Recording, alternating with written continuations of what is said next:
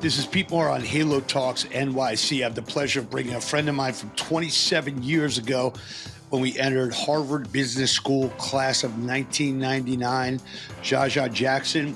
We reconnected at our alumni event back in Boston several months ago, and he's been one of the leaders on the investment side in the hospitality sector. So, Jaja, good to have you on the show.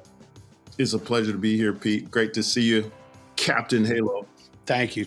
Yeah. HALO. So we're trying to replace the word wellness with health, active lifestyle outdoors.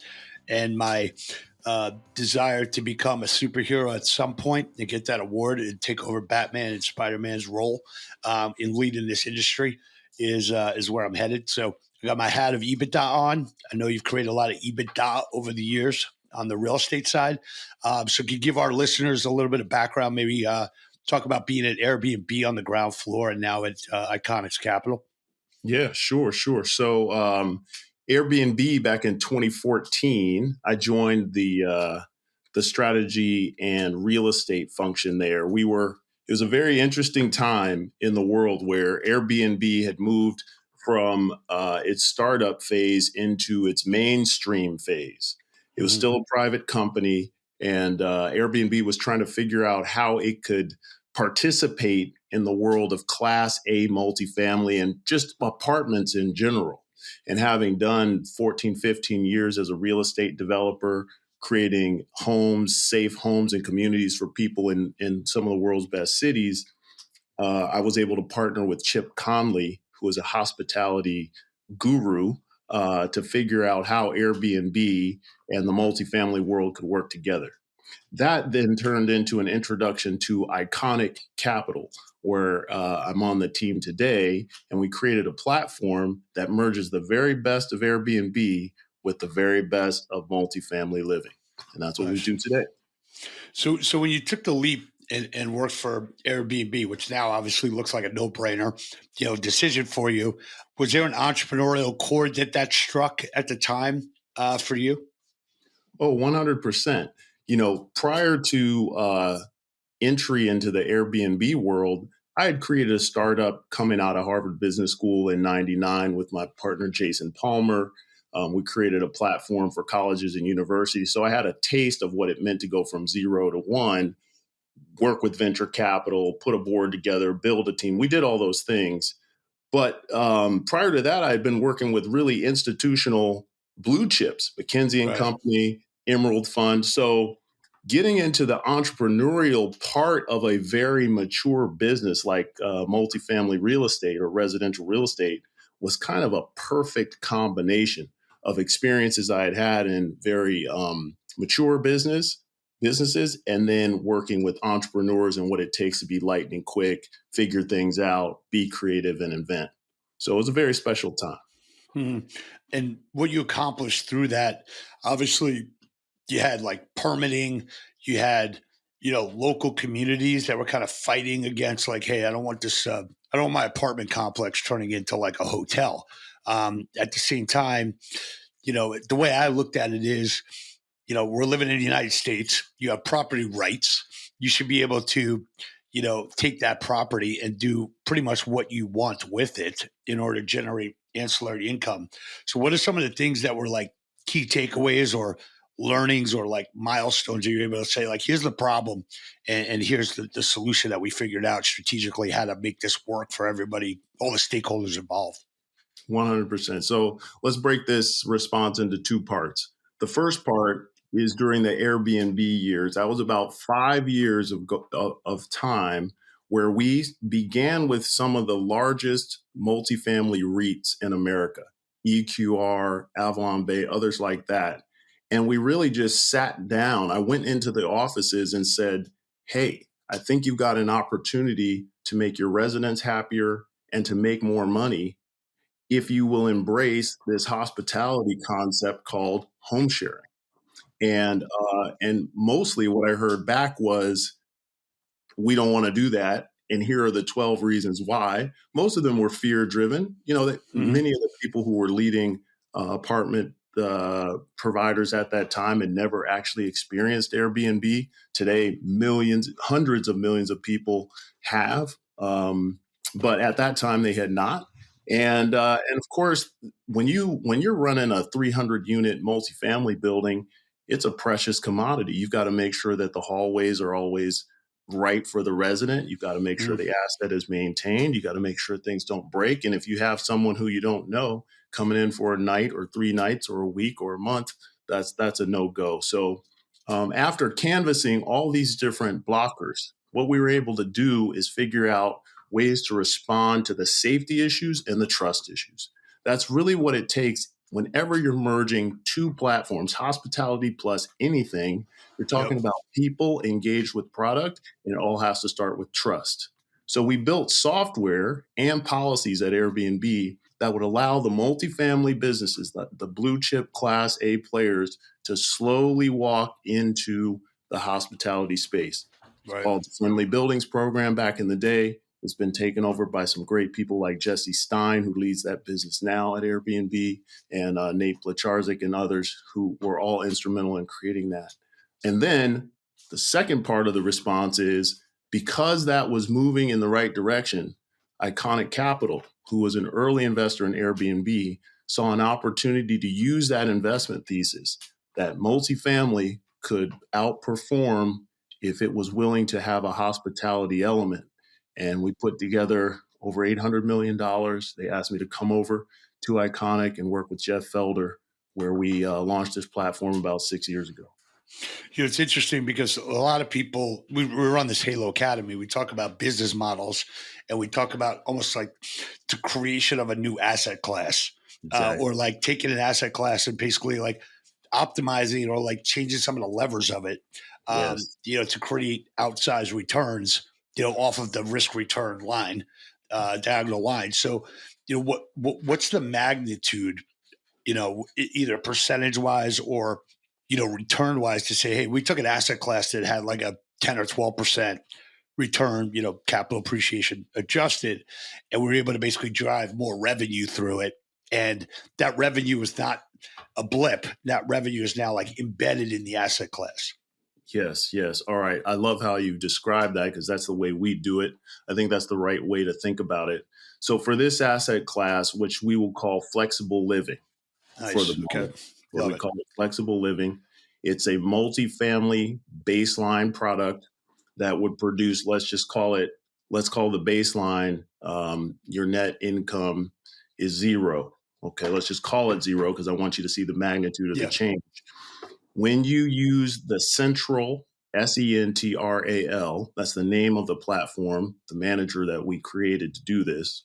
When you employ Sentral to manage your Class A property, you will increase your net operating income by between 15 and 40%, Wow. which is unheard of in Wow. multifamily without doing either a massive renovation or a brand new construction, things that require a tremendous amount of risk. In this case, all you're doing is changing the operator, and in some cases, investing in furnishings to extend the value and the operation of your amenities and common spaces.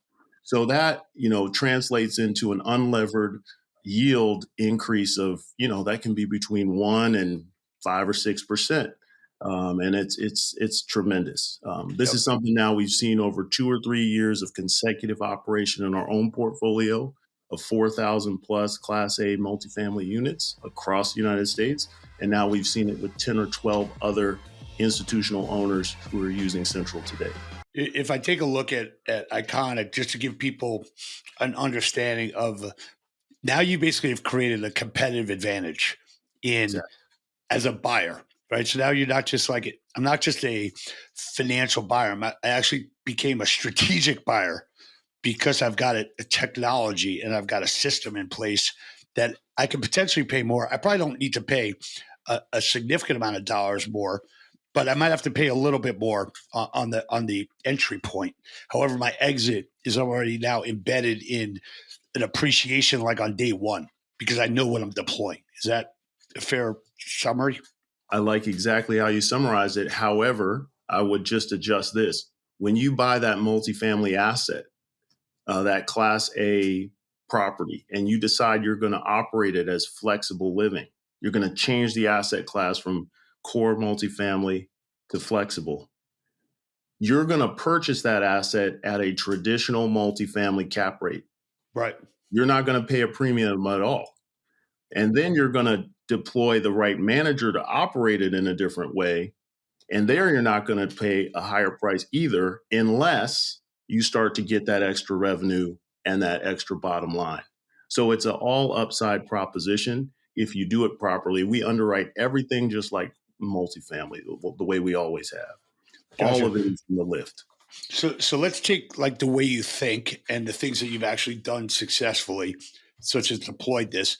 And I know you're an active lifestyle guy. You're at the end of the day, you probably still think you're a college athlete because you never Hey, not, right? I'm I'm going to the gym right after this. All right, awesome. So we won't hold you up too long. But from a standpoint of like looking at the health club industry, which you've been Yes. a participant in, and an avid user of, what are some of the things that you walk into your club right now and you're like, I can't believe like they don't do this, or like, why is the health club industry not the equivalent of like the Four Seasons from a standpoint of like, how does I used to go to summer camp, right? After the first week, 600 kids' names, right? Every kid, their name somehow. And then I go into the health club and they're either looking at their phone when they check you in. They don't know anything about what I'm looking to achieve. They don't know if I've got an event coming up that I'm training for.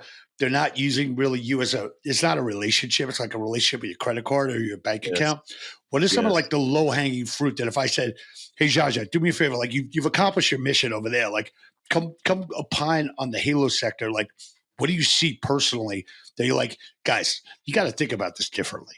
Yeah. Yeah. Well, this is, I'm happy to respond to that. And I'm going to pull some of the best ofs from the multifamily central Thank you. operating model, right? Because we had to solve the same problem in multifamily.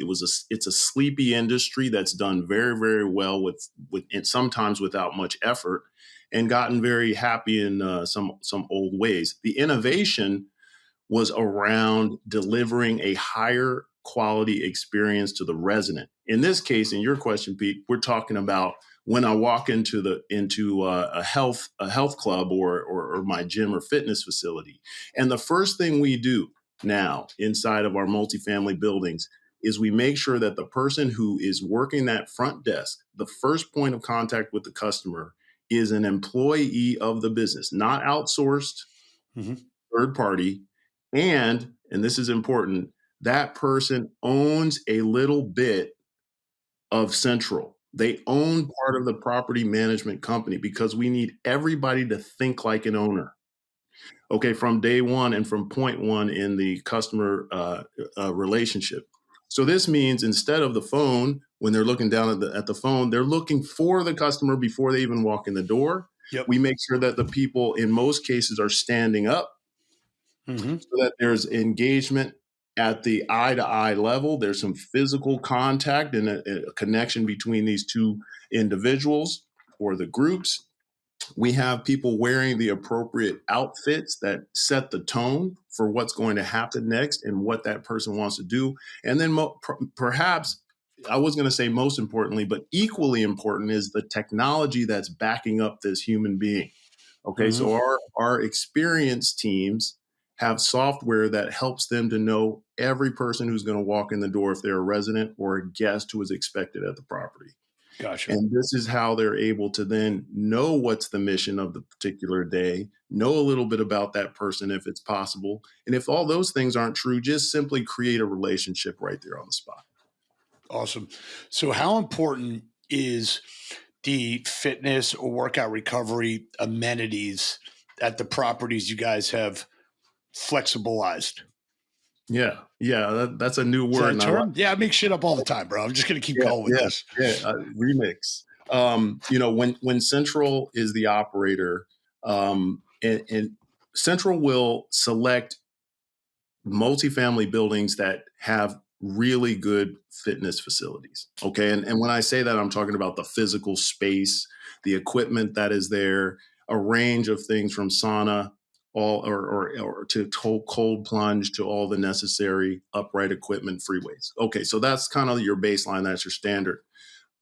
The thing that we found is important to do is to make sure that the community, and this could be either your visiting your membership community or your residents. In our case at Sentral, we're talking about the residents, that they have a platform to meet each other before they're working out, to join groups of people who are interested in the same type of fitness culture, and to coordinate meetups with professionals. Now, the professionals, this is really interesting. Who are your trainers in your club or your ambassadors is really important. In a Central, they have recruited former professional athletes in a lot of cases and people with the necessary certifications to live in the building. Oh, wow. Okay, That's now huge. what this does is it creates an opportunity for those relationships to be less transactional Hmm. and much more of a culture of engagement, fitness, health, and wellness, not just a transaction that's, X number of push-ups, pull-ups, and sprints. We're talking about healthy psychology, building friendships, having experiences that transition from the gym onto the patio, into the morning's breakfast or some other type of food event. So we're integrating health and wellness, the physical part, into the psychological part, because we all know now science is telling us that loneliness is a stressor on the body that makes people not okay. And so we need to address both the physical and the psychological elements. The culture of wellness needs to always think about that. Yeah, so about 8 years ago, I was at the Clinton Health Matters conference, and I paid to speak there. And the thing that struck me is Clinton was doing a panel with the top four health insurance CEOs. And he goes to this guy, Bruce Broussard, who is the CEO of Humana. And he says, what's the biggest issue in the healthcare industry right now? And the guy took a pause and he says, loneliness is the biggest issue. This was 8 years ago. So I grabbed onto that, and we basically changed the mission statement of Integrity Square to I'm trying to connect capital with companies to solve loneliness, obesity, and diabetes. That's what I'm trying to do. And now loneliness is kind of top of mind with everyone. So I'm usually on the front end of something. It takes 8 years for me to get to mainstream. But the fact that you mentioned that is such a huge tidal wave change in the way an executive like yourself would say, hey, I'm redeveloping this property. I got XYZ, but it's embedded in the why of what we're doing and the how of how we execute it. Yes. And your point about professional athletes, and for our audience here, I want people to just pause and take note. My favorite thing to do is catch footballs. Okay, I wasn't allowed to play tackle football as a goalie in soccer. My mom wanted to preserve my brain, which now I guess I want to thank her. At the time, I was pissed. Yeah. And I still got 4 years of eligibility left. So, I could become a tight end if I invested in school someday. Right? But the point is, you're talking about having talent at the location, and that talent needs to be proliferated to everyone. So if my health club that I belong to hires a personal trainer who used to be a wide receiver at Rutgers, I need to know that, right? I need to know if there's a quarterback that is part of your staff. So when I want to throw a football, I can hit that guy up, and that becomes a personal training session to me. So the focus on talent, I think, is a really big takeaway of what we're talking about here. As well. Yeah, and if it's okay to interrupt, I'll add, of course, man. An element of that is inspiration. When you see a professional athlete and they've had a career of any type at that level, there's a certain amount of inspiration that comes along with that person's presence and experience. And that can be what gets people off the couch, just to use the metaphor. Get me off the couch. I'm curious about this person. Make that person accessible, non-threatening. Take some video of that person. See that this is a real human being who you can engage with and is going to make your life more interesting. That's how you can connect with that community and get them into the club. You got to get them off the couch. One of the things we were doing, I was kind of market framing the health club industry years ago. It was Planet Fitness. That's a return on marketing and parking. Right? That's basically, I want to get people in. I want to run them through here as quickly as possible, like a Southwest airline. If I Yes. build a lifetime, I'm building like a trophy asset. And if you can afford to pay, you come in. And I used to tell these middle market clubs, like, if you want to be relevant and you want to succeed, you got to play this game on return on relationships and results. So it's like RORR is the I love way. that word. Yep.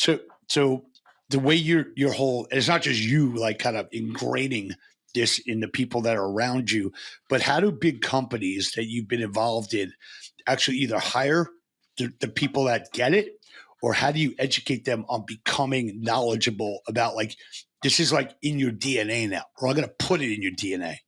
Yeah. Yeah. Well, there are two ways, like you just mentioned. You can recruit it in, identify the talent and bring it in, or you can grow the talent um, internally from raw material. The Mhm. raw material route, let's talk about that first. If you can get intelligent people to understand your business and be willing to make a commitment to join the team, and it's interesting. A lot of times when I was doing the interviewing, I would ask a person if things had gone well in the interview process, can you give me a 2-year commitment to this work? Love that. And if they can't say that, or they're hesitant, that's not my person. And here's why. Because if I'm bringing you in, I need to be able to invest in you and build out the skill set necessary to create the culture that has to exist in my business to be successful. So that's on the green shoot side, or if you're building it, you can get intelligent people. They've got to have personality. They've got to understand your business. They've got to have charisma, but they also need to be committed so that I can train them, or that the organization can train them. Then there's the other path is that you identify people who already have these skills. And in that road, the mistake I see people make is they're not willing to pay for the people who are fully developed in the skill set you need. You've got to invest, just like you invested in your business to get it going. You've got to Yep. invest in a person to bring them onto the team long term. Pay for a high quality individual. I think it pays off. That return on relationship concept you just mentioned starts with your employee. And then you can have your return on relationship with your membership, or your residents, or your guest in your hotel, or your apartment building. Yeah. So I gave you a copy of the book when I saw you back in Boston, Signed right? copy. So Signed like copy. the chapter one is, pay for talent. So I love that you said that. And the second thing is, I always tell people, like, go and hire someone, ask them that question. Like, I'm hiring you for this season. Like, can you commit to me for like this 2025 Right. football season, right? So I want to hire you. I don't want to be, people like hire people like all the time. It's like, I want to hire January 1 and be like, you're in or you're out, right? You're in. And then I'm not fucking hiring anybody else. And if somebody leaves, it's like somebody going on the injured reserve list, right? And like, it's next man up. That's So right. I feel like that's like a way to think about it. Well, look, we got to get you to the gym. We can probably talk for hours. Let's get this podcast ripped and get it out into the market. And I want everyone here to think like Jaja thinks, and the way you can like reframe what you're doing inside the four walls of your club, and also just change the culture by hiring athletes and people that have already shown up, know what it takes to win, know the dedication, and actually like be present, and build those relationships. I love that. I want to add a couple other things. For this community of people, consider partnering with apartment owners. Okay. Apartment owners have hundreds, sometimes thousands of individuals inside of buildings that already exist, with great fitness centers and wellness centers built into the product, but they don't know how to operate it, and they may not have figured out the importance of health and wellness to retention of their residents. If you've got a great product, reach out to Sentral, Sentral.com, and tell them what you want to do. And they can connect you with owners around the country Huge. who really understand this. Great. All right, buddy. Great to see you. Let's continue this. I'll give you a call after this podcast launches, but I appreciate the words of wisdom. And I told you needed no prep for this. Hey, feels good.